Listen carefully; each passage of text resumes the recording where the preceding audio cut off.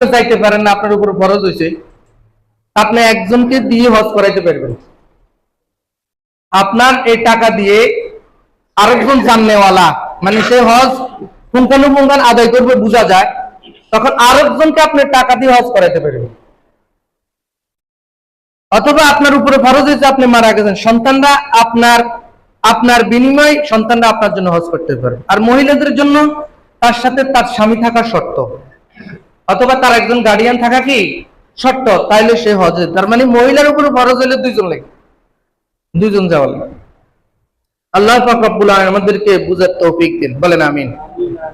তো তাওয়াঙ্গার গিশতি আজমালে মা, তো তাওয়াঙ্গার গিশতি আজমালে মা, এই জামা গাফেল শুদি আজহালে মা।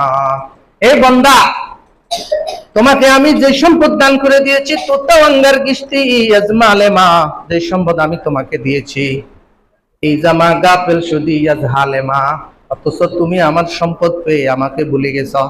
আমার সম্পদ পেয়ে আমাকে কি গেছো? কবি বলতেছে তুমি আমার সম্পদ পেয়ে আমাকে ভুলে গেছো। এটা স্মরণ করাই দিছে যে আমার সম্পদ পাইছো, আমার ঘরে আসো, আমাকে একটু স্মরণ করো।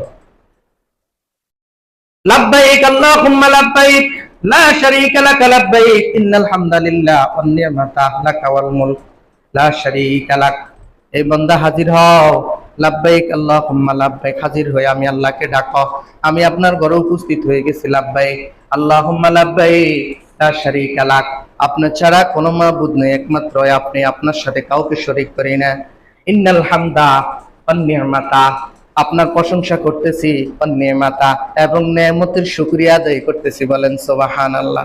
সম্পদ তো আপনি পাইছেন, শুধু তাই না, আল্লাহর সামনে গিয়ে সেখানে লাব্বাইক বলা, এখানে গিয়ে আল্লাহর কাছে শুকরিয়া আদায় করা যে আল্লাহ আপনার সম্পদ পেয়ে আপনার ঘরে আসছে, শুকরিয়া আদায় করার জন্য। সুবহানাল্লাহ। এই জন্য হজের যে বিষয়টা, এটা শুরু থেকে আমি বলতেছি, এক ডিসিম জমিন খাস করে এখনকার যুগে বিক্রি করলে হজের প্রায় অর্ধেক পরিমাণ সম্পদ তার জমা হয়ে যায়। 2 ডিসিম বিক্রি করলে পুরা হয়ে যায় এখনকার জামানা। তা আমাদের অনেকের বাপ মা এমনও তো সম্পদ রেখে গেছেন যেটা 5 ডিসিম বিক্রি করলে আমি মৃত্যু পর্যন্ত খাই শেষ করতে পারবো না, এমন সম্পদ রেখে গেছে। মাইজদি শহরের মধ্যে যদি 1 ডিসিম জমিন বিক্রি করেন, 10 লাখ টাকার উপরে জমা হয়ে যাবে আপনার, তাইলে হজ আপনি 3 বার করতে পারবেন এখনকার সময়। আল্লাহ পাক আমাদেরকে বুঝার তৌফিক দিন, বলেন আমিন। হজের পাঠ্যভূমি, আমরা যে ঘরে হজ করতে যাব, ওই ঘরটা নূহ আলাইহিস সালামের প্লাবনের সময় আল্লাহর ঘরটা মানে চিহ্নহারা হয়ে গেছে, মানে চিহ্ন ছিল না। মরুভূমি যখন নাকি পানিতে ভরপুর অবস্থা